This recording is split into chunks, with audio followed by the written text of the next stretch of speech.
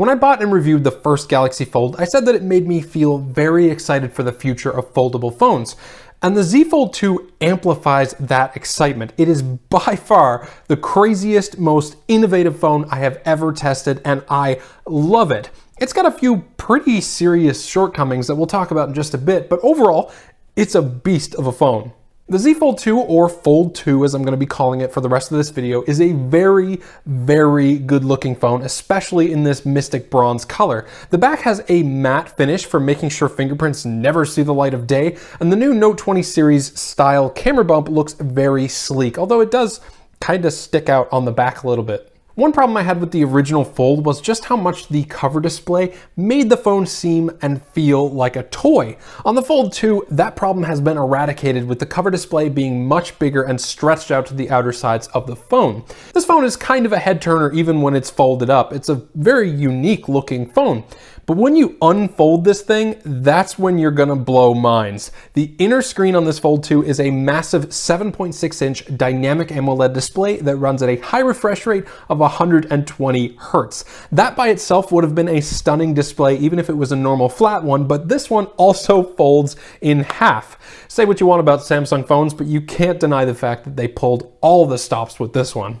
The bezels are shrunk from the first Fold, and they've removed the horrible, absolutely terrible corner notch and replaced it with a punch-out camera hole. The Z Fold 2 packs the best of the best when it comes to internals. Qualcomm 5G-enabled Snapdragon 865 Plus, 12 gigs of RAM, and on my model, 256 gigabytes of UFS 3.1 storage. As you would expect, this phone is a multitasking monster, and it has absolutely no problem keeping up with anything you throw at it, so long as the software will allow it to, of course. And that's where I want to transition and talk a little bit about how it feels to use this crazy phone tablet thing. The first thing you notice when you pick it up is just how freaking heavy it is. The weight does make it feel more premium and expensive, but it's also just kind of a pain to use, especially if you're used to lighter phones. Without a case on it, this phone weighs 282 grams, which is over half a pound. For me personally, this is one of the least comfortable phones I've used so far. The weight combined with the awkwardly narrow 6.2-inch cover display doesn't lend itself to the greatest experience.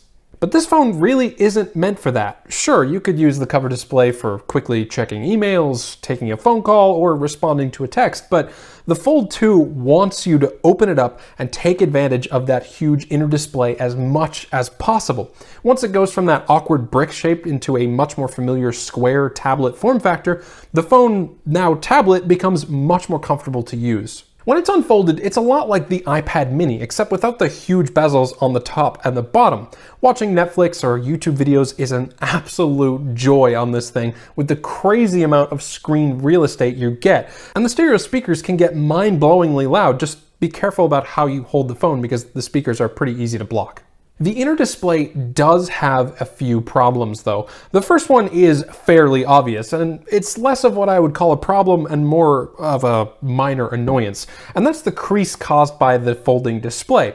You can see it when you're viewing the display off axis or if it catches the light in a weird way, but most of the time it's actually fairly invisible. The thing that could be a problem with this inner display is the durability issues that a folding screen in 2020 presents. Samsung upgraded the inner display with the ultra-thin glass layer that came with the Z Flip, but I still don't have much confidence in this thing. They've also included a screen protector that comes pre-installed, and Samsung actually does not recommend that you remove this by yourself. If that doesn't tell you that they aren't super confident in the durability, I don't know what will.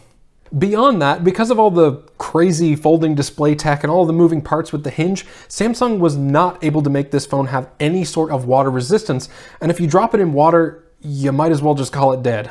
But the bad ends there. Pretty much every other thing about this phone, other than the price, is incredible. The power button / fingerprint reader combo is solid and great to have during the current pandemic. The hinge is absolutely amazing, and it comes with a whole bunch of new flex mode features, and the cameras, well, not quite up to the Note 20 Ultra tier quality, are pretty darn good. Let's talk about Flex Mode and the cameras all in one go. Flex Mode allows you to do stuff like split screen a video and the comments section between two halves of the phone, turn the Fold 2 into a mini tripod for taking pictures, and use the rear camera module as selfie cameras to take some of the best selfie photos and videos ever. All of that is thanks to the new hinge that will stay solid at any angle, and the whole thing feels much more solid than the Fold 1. Photography on this thing is great. There's loads of dynamic range and sharpness, and I love the versatility of having a huge 7.6-inch display as my viewfinder. The only thing I didn't really like is that they downgraded the cameras on this thing when comparing it to something like the Note 20 Ultra. And for the price of this phone, I kind of expected it to have only the best of the best, which isn't the case. The Z Fold 2 has three 12-megapixel cameras on the rear, a wide, ultra-wide, and 2x telephoto. That's compared to the 108-megapixel wide, 12-megapixel ultra-wide, and 12-megapixel 5x periscope lens on the Ultra. While photos tend to be relatively similar, the video on the Note 20 Ultra is a lot better. That's not to say that it's bad on the Fold 2, especially now that you can take selfie video with the rear cameras, but it's just not up to the Note 20 Ultra quality. Battery life on this phone is actually really good. It's got a 4500 milliamp hour battery inside, and while that is a pretty decent sized battery, I didn't think it would be enough to power the 7.6-inch 120Hz display on the inside. Turns out, thankfully, I was wrong. I can easily get a full day out of this phone and part of another one, even if I'm using the inner display pretty heavily at 120 Hz. You can lock the display at 60 Hz if you want more battery life, but obviously I prefer to have it on. It also supports what they call super fast charging at 25 watt speeds, fast wireless charging at 15 watts, and slow-ish reverse wireless charging at 4.5 watts if you want to charge something like the Galaxy Buds Live on the back of your phone. So look, this is a very premium and expensive phone with all the bells and whistles you'd expect, like incredible performance and great battery life, an excellent set of cameras, and an unbelievably amazing pair of displays. So what Samsung has created here is a phone for those of us that want the absolute best, the bleeding edge of technology, and those of us who don't mind paying for it. If you're that kind of person, this phone is for you. It was built for you.